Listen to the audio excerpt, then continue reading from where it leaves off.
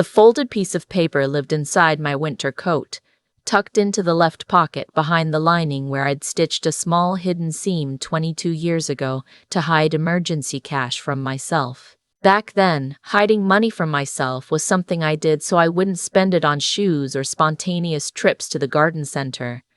Now I was hiding a phone number from my husband. The paper had a name on it. Ruth Callahan, Financial Safety Resource Center, and a 10-digit number I'd memorized so well I could have recited it in my sleep. I just hadn't called it yet. I hadn't called it because calling it would mean admitting out loud what I was only barely willing to admit in the dark at 3 a.m. while my husband snored 6 inches away from me. It started the way most things that ruin you start. Not with a bang, with a Tuesday. My husband Richard retired from the Chicago Police Department in the spring, after 31 years on the force. He was a good detective, everyone said so. Patient, methodical, good at watching people, reading rooms, figuring out what didn't add up. I was proud of him for 31 years. What I didn't understand, what I couldn't have understood, was that those same skills don't disappear when a man hangs up his badge. They just find a new subject, and I was the most convenient one available. For 34 years of marriage, we'd had what I thought was a partnership. I worked as a registered nurse for 28 of those years, pulling long shifts at Rush University Medical Center, raising our 2 kids while Richard worked odd hours and missed birthdays and made it up to us when he could. We split the finances the way a lot of couples do. He handled the mortgage and investments, I handled the household accounts and day-to-day spending. It worked fine because we were both busy. It stopped working the moment he had nothing but time. The first thing he did was offer to take over the grocery shopping. He said I deserved a break, that after decades of working, I shouldn't have to push a cart around a store on my days off. It seemed kind. I let him. Then he started coming with me when I went anyway, commenting on what I chose, putting things back on the shelf. That's not the brand we use, Carol. You're buying 2 of those? We have one at home. Do we really need this, or do you just want it? After that came the joint account conversation. We'd always had separate checking accounts in addition to our joint savings. Mine had been open since I was 23 years old, established with my own first paycheck. Richard suggested, very reasonably, that combining everything would simplify our retirement finances. No more transferring money back and forth, he said. We're in the same household. We should be operating from the same pool.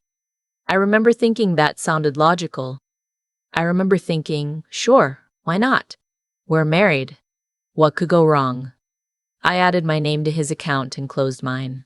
That was the door, and I walked through it myself.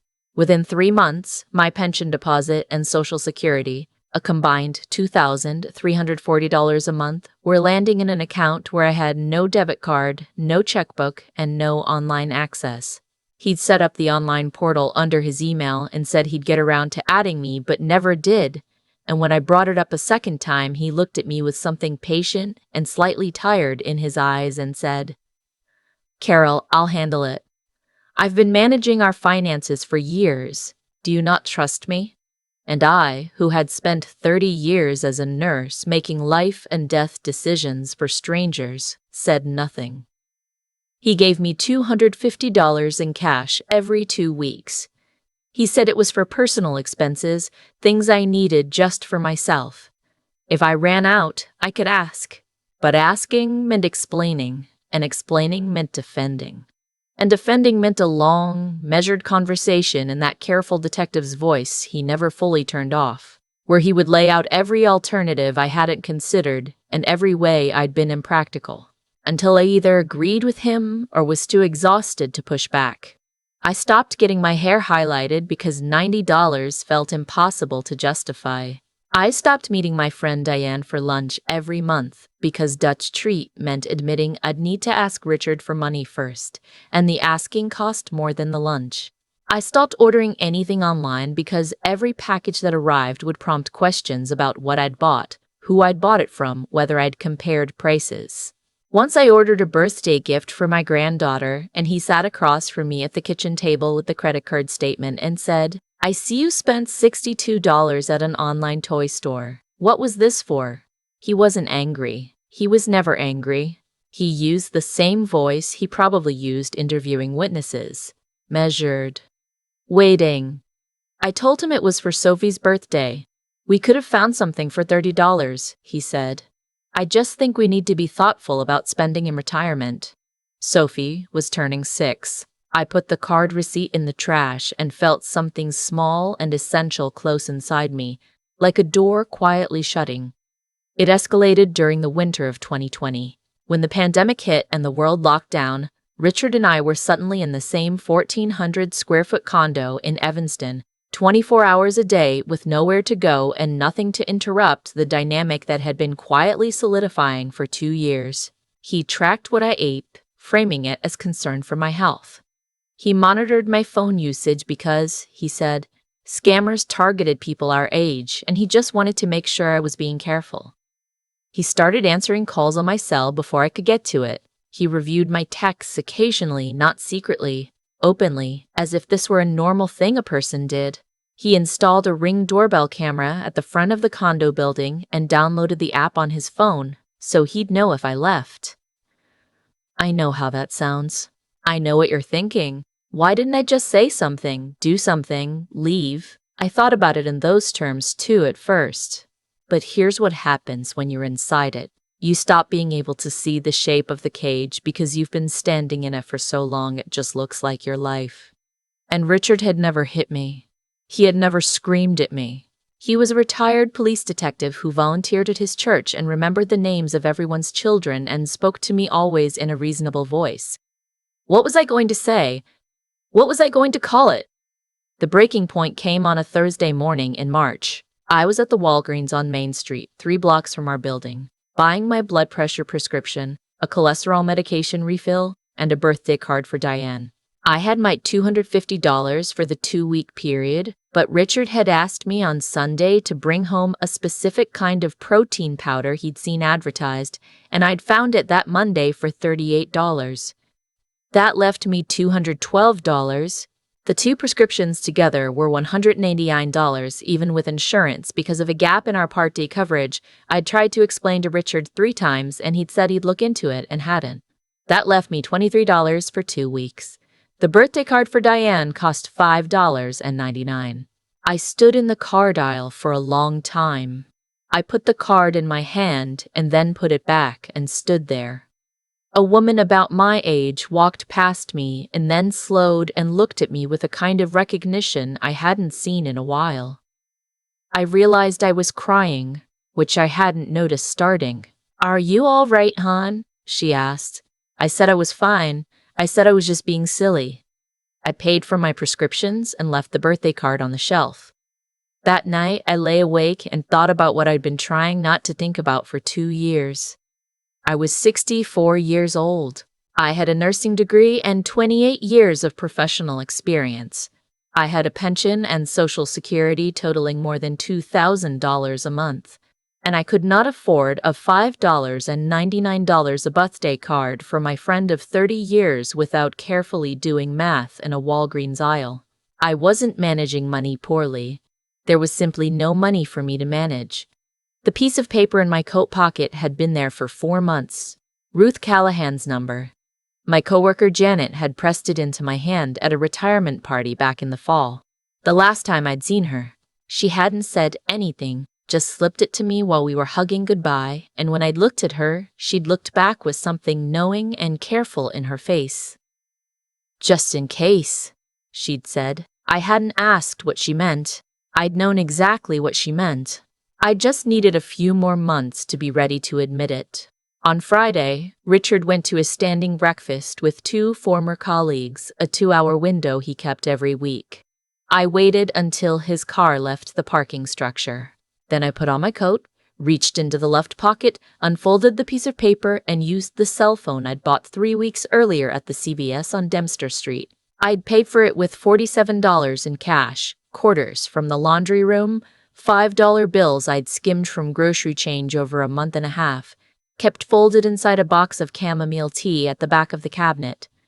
Richard didn't make chamomile tea. Ruth answered on the second ring. I said, "My name is Carol. A friend gave me your number. I don't know exactly what I need. I just know I need something." She said, "That's enough. Tell me what's been happening. Take as long as you need."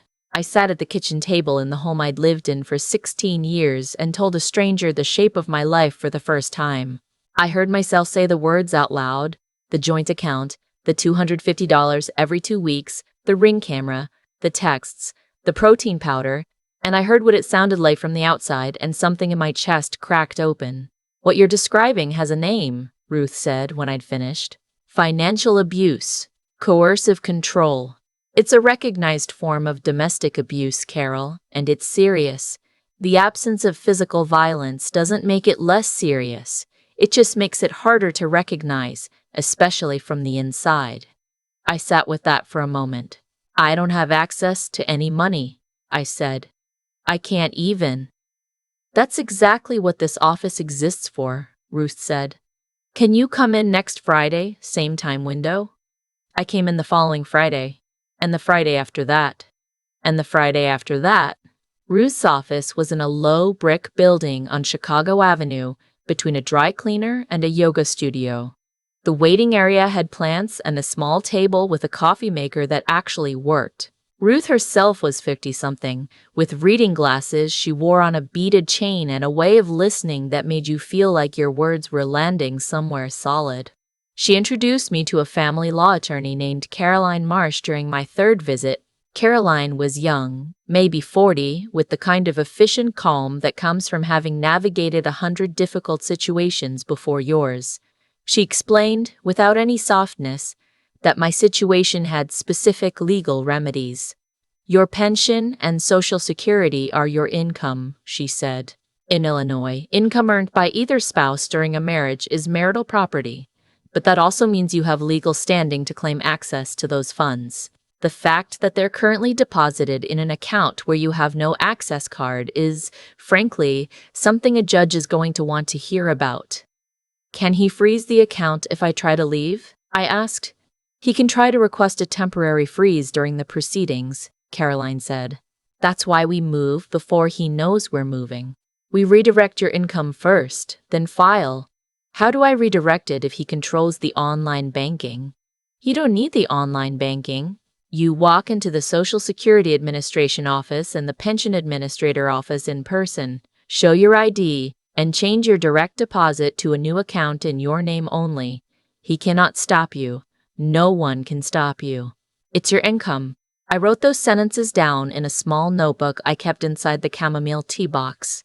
I read them back to myself 3 times a week. Over the next 2 months, I built something in secret, piece by piece, the way you build anything that has to hold weight. The first piece, a checking account at a Chase branch on Howard Street, 4 miles from our condo, a branch Richard had no connection to. I opened it with $50 Ruth had lent me. "You'll pay the next woman forward," she said, which was something I'd later learn she said to everyone she helped. The second piece, my direct deposits. I went to the SSA office on a Tuesday morning while Richard was at a dental appointment. I showed my card, filled out the form, changed the routing number. I did the same with my pension administrator by phone, using the burner phone from a bench in a park, while Richard thought I was walking the 2 blocks to the coffee shop and back. Both changes would take 1 full pay cycle to process, 4 weeks. The third piece, documents. Richard kept our important papers in a locked fireproof box in the closet.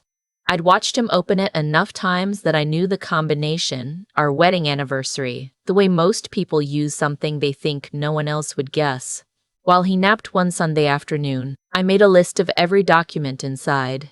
Birth certificates, Social Security cards, our marriage certificate, the deed to the condo, investment account statements, car title, in his name only, which was something Caroline had already flagged. I photographed everything with the burner phone and emailed the photos to an address Ruth had set up for me, one Richard could never access. The fourth piece, a place to go. Ruth connected me with a woman named Vera who ran a housing program out of a converted 2-flat in Rogers Park for women and transition. The units were simple: bed, kitchenette, bathroom, good locks on the doors, and Vera asked very few questions. She'd been doing this for 15 years and she could read a situation without being told everything. The cost was $110 a week, utilities included. With my new account and redirected income, I'd have my first real deposit in 4 weeks. I needed to be gone before the statement arrived at the condo and Richard saw the redirect. The 5th piece was the hardest. I needed to pack without Richard noticing. I did it in stages, over 3 weeks.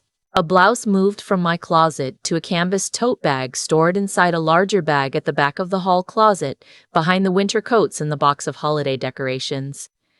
3 books I wanted to keep, slid out one at a time. My mother's gold bracelet, which Richard didn't know the value of and had never asked about. The photo album from our early years before the kids were born. Pictures I wanted to remember on my own terms. My nursing license and continuing education certificates, my original Social Security card, every piece of paper that proved I existed as a person separate from Richard. Everything I needed to take fit in a rolling carry-on bag. 64 years and what mattered fit in something I could lift with one hand. I chose a Wednesday. Richard had a cardiology follow-up at Northwestern at 9 a.m., a 90-minute appointment minimum with check-in and wait time. He'd mentioned stopping at the hardware store afterward. I had at least 2 hours, probably 3. The night before, I made dinner like always, chicken soup, because it was cold out and I'd been making it every February for 30 years. Richard ate 2 bowls and watched the news and complained about the city council, the same conversation we'd been having for 15 years, and I listened and responded in the right places and thought about the canvas tote bag in the hall closet. I did not feel afraid. I felt the way I used to feel before a difficult surgery when I was still nursing, a kind of clean, focused calm. Everything quiet, everything in its place. Ready. Wednesday morning, I set the alarm for 7. I made oatmeal. I handed Richard his coffee and asked about the cardiology appointment, and he said it was routine, and I said good. He kissed me on the forehead when he left, which he hadn't done in at least 2 years, and I stood at the kitchen window and watched his car pull out of the parking structure and turn south on Ridge Avenue. I waited 8 minutes. Then I called my daughter. Her name is Melissa. She lives in Portland, Oregon, where she's a high school science teacher with a husband named Greg and a daughter named Sophie who had just turned 7. We had not spoken, really spoken, past a tense 5-minute check-in call in almost 2 years. Richard had a way of being present during phone calls, of responding audibly to things he could only hear from my side, of saying afterward, "You two have such a complicated relationship," until I found myself calling less and less because the calls cost something afterward that I didn't have the reserves to pay. I used the burner phone. I called her cell. She answered on the first ring. "Mom?" "It's me," I said. "I need you to know I'm okay. I'm leaving today.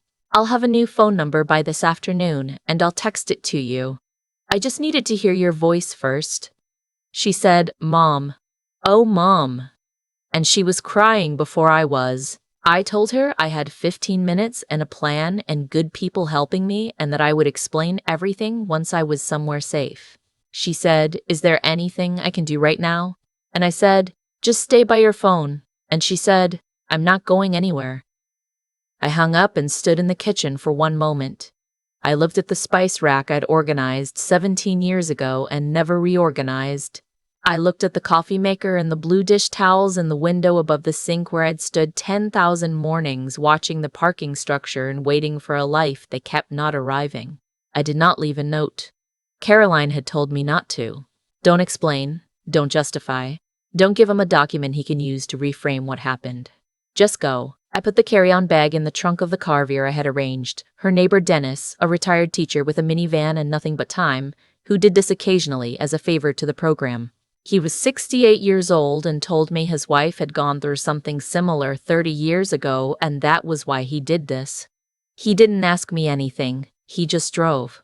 Vera's building was on a tree-lined street in Rogers Park, a neighborhood I'd driven through 100 times and never particularly noticed. The unit she showed me was small and clean. There was a window with a view of a courtyard with a dormant garden bed and a bird feeder, and there were 3 other women in the building, and Vera said dinner was at 6:30 in the common room, no obligation, but the food was good. I sat on the bed after she left, and I did not cry. That surprised me. I'd expected to cry. Instead, I felt a stillness I hadn't felt in so long I'd forgotten what it was. My hands were steady. The room was quiet. Outside the window, a cardinal landed on the bird feeder and tilted its head. I was safe. Later, Caroline told me what happened after. Richard came home to an empty apartment and called my cell phone, the one I'd left on the kitchen counter, powered off 11 times. He called Melissa, who answered and said she knew where I was and that I was safe and that she'd suggest he speak to an attorney. He called the Evanston police to report a missing person. The officer who responded was given a letter from Caroline's office, prepared in advance, stating that Carol Wentz, age 64, was mentally competent, had left voluntarily, and was being represented by counsel. The officer, Caroline told me, had been very matter-of-fact about it. "This is not a missing persons situation," he told Richard. "This is a domestic civil matter." Richard's attorney sent a letter within 2 weeks calling my departure abandonment and suggesting I was suffering from anxiety-induced cognitive impairment. Carolyn was unimpressed. She filed for legal separation and submitted a financial disclosure that laid out clearly the structure Richard had built. My $2,340 monthly income deposited into an account I could not access, $250 every 2 weeks returned to me for personal use. His monthly spending on club memberships and fine bourbon and subscription services totaling 4 times what he'd allotted me. Melissa flew in from Portland 3 weeks after I left. We sat in Vera's courtyard on a cold March afternoon with our coats buttoned up and cups of tea growing cold in our hands. And she told me about Sophie's school play and Greg's new job and the vegetable garden she was putting in. And I told her about the women at Vera's and about Ruth and Caroline and about the small, unexpected pleasure of going to the grocery store and buying exactly what I wanted without calculating whether I could justify it. We talked for 3 hours. At some points, I realized we hadn't talked like this, unguarded, unhurried, since before the pandemic. Maybe longer. "Why didn't you tell me?" she asked. "I didn't have the words for it," I said. I kept thinking, he hasn't done anything that sounds like what you'd call abuse when you say it out loud. He never hurt me. He was never cruel in any way you could point to.